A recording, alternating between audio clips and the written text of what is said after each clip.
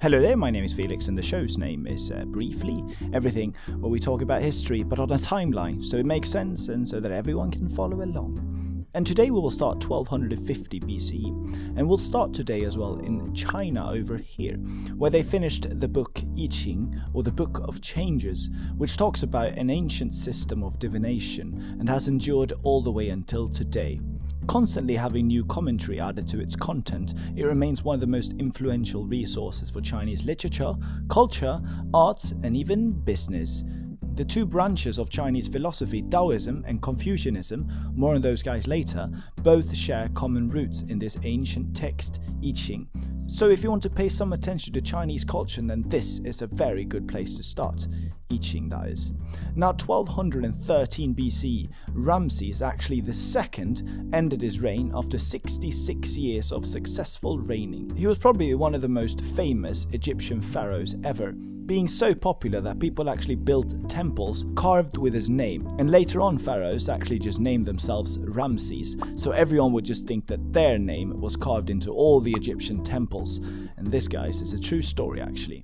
So Ramses was indeed a very successful pharaoh, and he has a bit to teach us about Egyptian mythology as well actually. Egypt's most popular god, Ra, the sun god, is often depicted with a falcon head on a man's body. And in the old days it became so popular that people started adding a falcon head to their own gods, as well as tagging on a little Ra at the end of their name. For instance, the figures of the supreme god Amun and Atum were also known as Atum-Ra and Amun-Ra. Sorry for butchering those pronunciations, I'm doing my best here. Many pharaohs did the same here and added on a Ra to their names just to perpetuate themselves, and so the name Ramses actually means born of Ra, which also probably helps you understand the amount of respect Ramses had.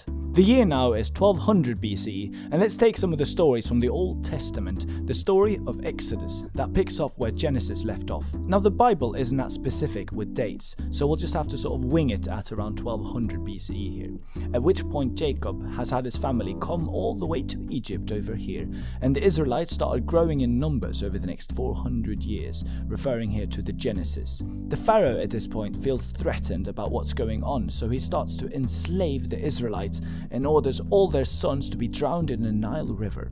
To protect her son, an Israelite mother puts him in a basket and lets it float down the river, where it's found later on by the Pharaoh's actual daughter, who knew that if she didn't hide him well enough, he'd get killed. So she raised him as a royal prince in the palace and named him, wait for it, Moses. We're skipping to the most important bits here. When Moses grew up, God spoke to him, telling him he needs to take back his people to the promised land. He threatened the Pharaoh through Moses to release the Israelites, or he'll bring 10 plagues upon Egypt. The Pharaoh didn't give in, so with the last plague, all the firstborn sons would actually die, except the families that had slaughtered a lamb and painted the doorframe with its blood. Then the plague would pass over those households, and thus starting the tradition of Passover. And so every year since, the Israelites have reenacted the Passover to honor this very day. They don't paint their house in blood, unfortunately, but they eat a lamb at least. So if you're asked on a history test what the holiday Passover is for, you can just simply say that it's a celebration of spring, of birth, I guess rebirth, of a journey from slavery to freedom, you can also call it. Now the Pharaoh loses his son in one of the plagues and is finally compelled to set the Israelites free, only to change his mind quickly thereafter and send his army straight after them. This is when God intervenes and opens up the Red Sea for the Israelites so they can pass through, and closes it right behind them, so the Pharaoh and his army all drown. They then make it to Mount Sinai, where Moses receives the 10 commandments. These are 10, I would say, very unambiguous set of laws, like say Law 6, thou shalt not kill, or Law 7, thou shalt not commit adultery, and so on and so forth. Eventually the Israelites with Moses make it back to Canaan, the promised land, where they settle down and lead a happy, jolly good life for a few hundred years, until they're actually captured again. Oh, these poor Jews. We'll get back to you guys in a few hundred years again, but remember, for now, just enjoy your time not in captivity for the being.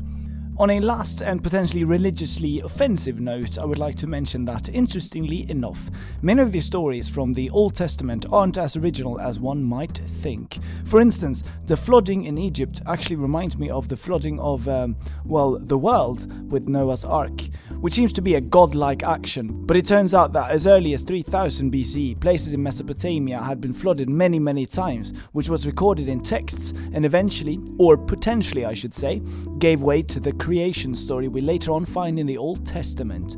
I'm not here to say that the creation story is all fake, but I'm merely pointing out that some of it was probably influenced by actual events that sort of takes away from its originality, I guess.